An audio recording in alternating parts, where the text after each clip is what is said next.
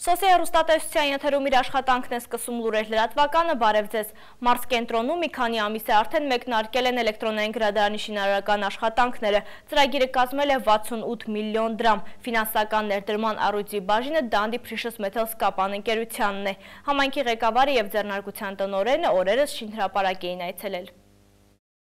Արդեն տեղեկացրել էինք, որ մարզկենտրոնում կգործի հանրապետությունում նախադեպը չունեցող էլեկտրոնային գրադարան։ Մտահղացումը համայնքի ղեկավարինն է, այս մասին առավել մանրամասն խոսվեց Դանդիի տնօրենի հետ։ Ի սկզբանե նպատակ էր դրվել ակտիվացնել երիտասարդների առօրյան, կրթել նրանց, լուծել զբաղվածության հարցը ու ստեղծել ավելի շատ ժամանցային կենտրոն։ Այդ իսկ պատճառով էլ էլեկտրոնային գրադարան անվանումը հետագայում գուցեև փոխվի, քանի որ կառույցը տարբեր նպատակների կծառայի։ Այս ամենի մասին Աշոտ Հայրապետյանն ու Հրաչ Ջաբրայանը առավել մանրամասն խոսեցին, լրատվամիջոցներին հուզող հարցերին պատասխանեցին տեղում կառուցվող գրադարանի շինհրապարակում։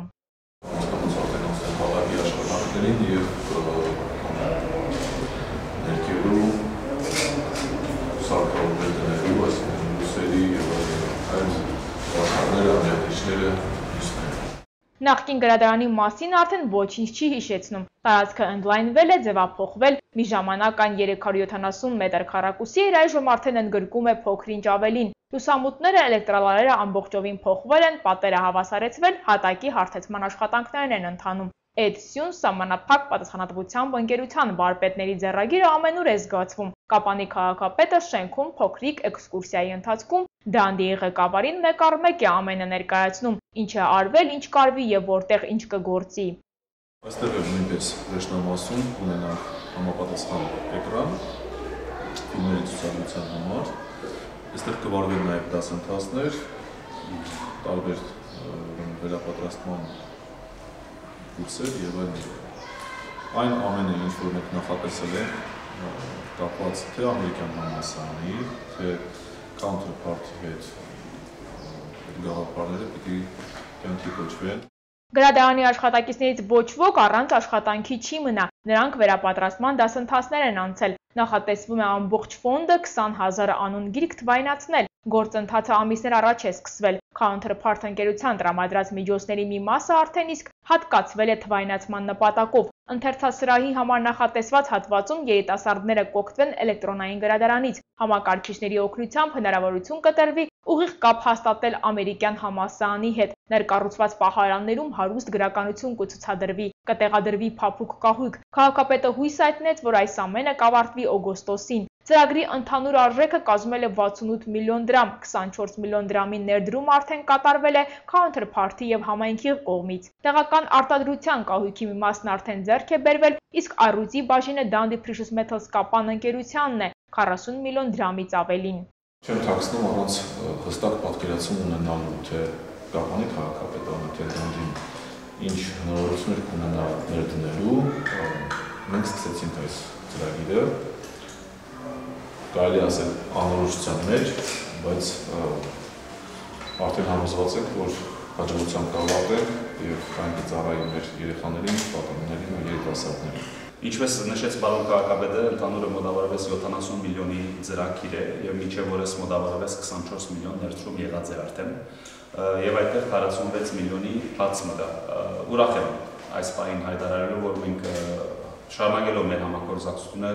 քաղաքապետի հետ եւ քաղաքապետարանի հետ, ինչպես արդեն ասեցի, 40 միլիոն դրամ կդրամատրենք այս ծրագրին եւ ես վստահ եմ, որ հիանալի արդյունք պիտի տա այս աշխատանքները եւ մենք բոլորս միասին կմասնակցենք բացման եւ ոնց ասեցի, որ բացումը կատարվի, ես պատրաստ եմ դառնալու առաջին աշակերտը, որ կօգտագործե այս գրադարանը։ Գրադարանից հետո այցելուները բարձրացան մշակույթի կենտրոնի փոքր դահլիճ։ Դանդին այստեղ եւս ներդրում ունի։ Երկու հզոր օդորակիչներ այսուհետ հանդիսատեսին ձմռանը ջերմություն, իսկ ամռանը զողություն կպարգևեն։ Ամեն մեկի արժեքը 1 միլիոնից ավելի է։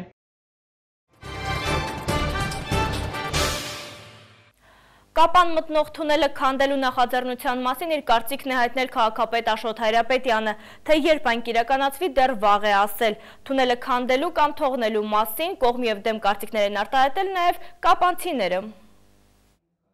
Օրերս Dundee Precious Metals Կապան ընկերության տեղեկատվական կենտրոնում կայացած հանդիպման ժամանակ ձեռնարկության ղեկավարը հակիրճ երկու բառով անդրադարձավ նաև M2 միջպետական մայրուղու քաղաք մտնող թունելը քանդելու նախաձեռնությանը։ Հրաշ Ջաբրյանը նշեց նաև, որ նախնական $1 միլիոն կպահանջվի։ Տեղեկատվությունը համացանցում հայտնվելուն պես կապանցիների շրջանում ակտիվ երկխոսություն սկսվեց։ Միևնույն ժամանակ որոշ հարցեր մնացին անպատասխան։ Էլեկտրոնային գրադարանի շինհրապարակ այցելելու ընթացքում ևս թունելի վերաբերյալ հարցեր հնչեցին։ Համայնքի ղեկավարը տարածքում կատարված չափումները թվերով ներկայացրեց։ Լայնությունն ու երկարությունը բավարար են, իսկ բարձրության առումով կառույցը վտանգ է ներկայացնում, ընդգծեց նա։ Բավականին վտանգավոր պարամետրեր են։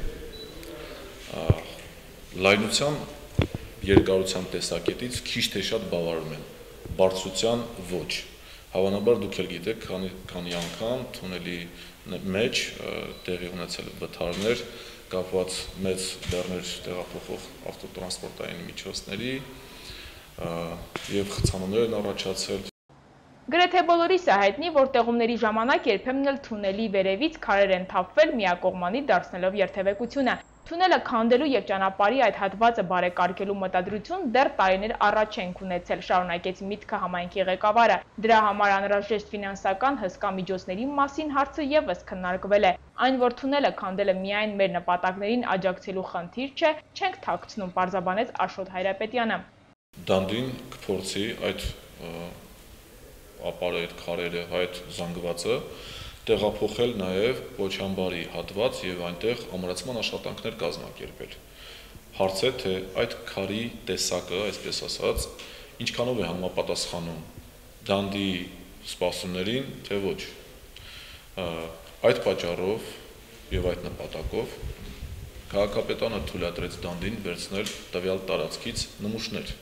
Փորձեցինք պարզել, ինչ կարծիք ունեն քաղաք մտնող թունելը քանդելու նախաձեռնության մասին կապանցիները։ Հարցված վարորդները բաժանվում են երկու խմբի՝ դեմ եւ կողմ։ Խցանումներով ու ավտովթարներով մտահոգված մարդկանց կարծիքով քանդելը ճիշտ լուծում է, իսկ քաղաքի արտաքին տեսքով հիացողները այլ բան են առաջարկում՝ նախատեսվող գումարով վերակառուցել թունելը։ Ընդհակառակը թող վերանորոգին ավելի կարգի պիրին ավելի հաճելի։ Բոլոր քաղաքներում էլ կա, բոլոր քաղաքներում։ Անջախսակի որ մաշինը որ կարում չի ասկենա չափսերը համապատասխանում չի, թող շրջանցելի հետի դրսայ։ Չանդին եք վերանորոգեցին, շատ լավ է, բոլոր քաղաքները։ Մի մարզամի թունել է, Նեղ է թունելը։ Իսկ որպես քաղաքի տեսք գեղեցկություն, ասենք։ Ավելի գեղեցիկ է թունելը։ Քանդել, լայնացնել, թե թունելը։ Լայնացնել։ Դա լավ կնի, որ քանդի մեծացնի, բայց եթե կարինան, որտեղ թունելը դա դեռ մեր հայկական սիմվոլ է, էլի գեղեցիկ բան է, ափսոս է քանդի։ Թունել պարտադիր պետք է վերացնենք, որովհետև ճանապարհը դիրքը այնպեսի տեղավ, որ նա ինչքան է վերանորոգի, միևնույն է վտանգավոր է։ Այն թունելը եթե հնարավոր է վերացնել, ճիշտ է դա։ Իսկ մեզ մնում է հետևել իրադարձությունների ընթացքին։ Նորածին երեխաների ճիշտ ծնուցումը կարևոր է նրանց ֆիզիկական և հոգեկան զարգացման համար, հատկապես կարևոր է մինչև 6 ամսական երեխաներին մայրական կաթով սնուցելը։ Վիճակագրությունը ցույց է տվել, որ կրծքով կերակրելու դեպքում աշխարհում տարեկան մինչև 2 միլիոն երեխայի կյանք է հաջողվում փրկել։ Կապանում բացվել էր կարևոր է առաջին 1000 օրը լուսանկարչական աշխատանքների ցուցահանդես։ Լուսանկարի կապուտաչյա փոքրիկը Մեղրեցի Դավիթիկն է, հեղինակն էլ Մայրիկ Լիլիթ Հովհաննիսյանը, որին հաջողվել է ֆիքսել որդու հերթական կերպարանափոխությունը։ Կապանի մշակույթի կենտրոնի ջեմասրահում բացված ցուցահանդեսը կարևոր է առաջին 1000 օրը խորագիրն ունի։ Հաղորդագրություն եկավ, որ լուսանկարիչ Մայրիկ մրցույթ ցուցահանդեսի մասնակցենք, մենք էլ ուղարկեցինք ու ընտրվեց։ Լուսանկարում Դավիթը 7 ամսական է, հիմա արդեն 11 է։ Առաջնեկին երիտասարդ Մայրիկը կերակրում է բացառապես կրծքով, ասում է եւ հղիության ընթացքում եւ ծննդաբերելուց հետո շատ է կարդացել ու տեղեկացվել փոքրիկին ճիշտ խնամելու մասին։ Մեր մայրիկները շատ են լսում այլ տատիական ժամանակներից եկած խորհուրդները, որ չէ, բա մենք 40-ից խաշենք ել, ինչի չենք հիվանդացել։ Հիմա շատ պետք է նման դասընթացներ շատ լինեն։ Լուսանկարների միջոցով երիտասարդ ու ապագա մայրիկներին ցույց տալ կրծքով կերակրելու առավելությունները, նրանց ուշադրությունը հրավիրել վաղ տարիքից սկսած երեխաների առողջ ծնուցման ու խնամքի վրա։ Ցուցահանդեսի նպատակն է Լուսանկարչական ցուցահանդեսի ընթացքում ներկայացված են 3 պրոֆեսիոնալ լուսանկարիչների արված լուսանկարներ, նրանք լուսանկարը հանել են Երևանում եւ Հայաստանի տարբեր մարզերում ցույց տալու համար, թե ինչպես են մայրիկները կազմակերպում խնամքը երեխաներին։ Ներկայացված են նաեւ սիրողական լուսանկարներ, տարբեր մարզերից մայրիկներ ուղարկել են մեզ լուսանկարներ, մենք ընտրել ենք լավագույն 12, իսկ հիմա մասնակիցները քվեարկում են դրանց օգտին եւ ընդամենը մի քանի օրից կիմանանք, որ լուսանկարները դարձել հաղթող։ Ցուցահանդեսից բացի մայրիկները իրենց գիտելիքները երեխաների հավելյացնուցման, գրագետ խնամքի, կրծքով կերակրելու կարևորության մասին արտահայտեցին ինտերակտիվ խաղերի ժամանակ։ Օգտակար խորհուրդներն էլ լսեցին մասնագետներից։ Դդումը, ոչ, վերցրեք, բանանը, ձուկը, այո, ընդեղենը, կարագը, այո։ Սա թվով 3-րդ հանրային միջոցառումն է, որ կազմակերպում են ՄԱԿ-ի մանկական հիմնադրամը, World Vision Հայաստանը եւ Առողջապահության նախարարությունը։ Ֆինանսավորվում է ԱՄՆ միջազգային զարգացման գործակալության, մանուկների եւ վաղ տարիքի երեխաների առողջության ուսումնասիրման բարելավման ծրագրի շրջանակներում։ Սյունիքից Սիսիանի ու Կապանի տարածաշրջանների մայրիկներն են ընդգրկված։ Բացի սննդի պատրաստման, սնուցման դասընթացներից ունենք նաև դասընթացներ, այս տարի կազմակերպել ենք առողջ երեխայի բուժհսկողություն թեմայով բոլոր Կապանի եւ Սիսիանի տարածաշրջանի համայնքներում։ Նորածին երեխաների ճիշտ սնուցումը կարևոր է նրանց հետագա ֆիզիկական եւ հոգեկան զարգացման համար։ Մանկական հիվանդացության, մահացության նվազեցման նախադրյալներից մեկն է այդ ամենը։ Մինչ մայրիկները ինտերակտիվ խաղերի էին մասնակցում, փոքրիկների ժամանցը ապահովում էին Լիդուշիկն ու աճպարար Հայկ Միքայելյանը։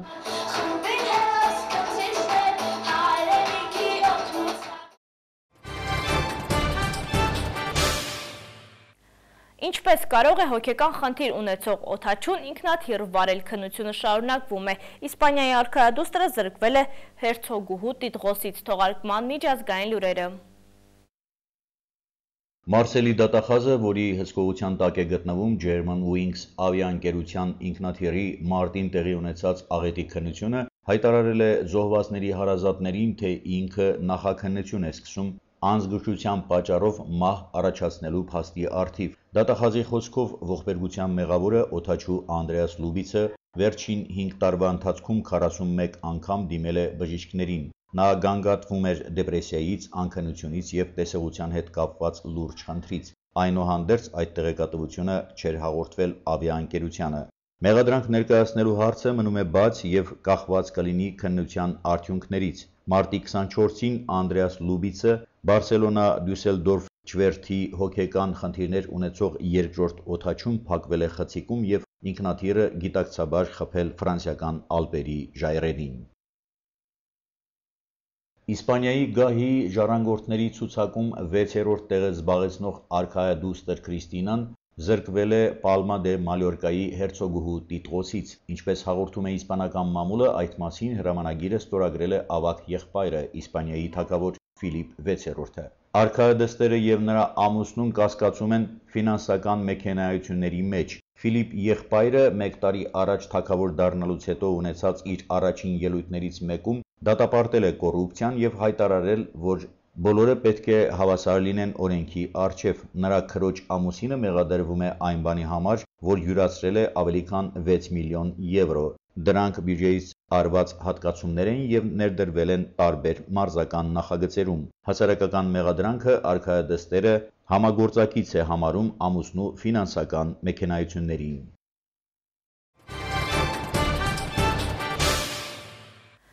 Լուրեր լրատվականներ եթերում հաճելի հանգստյան օրեր եմ մաղթում, ցտեսություն։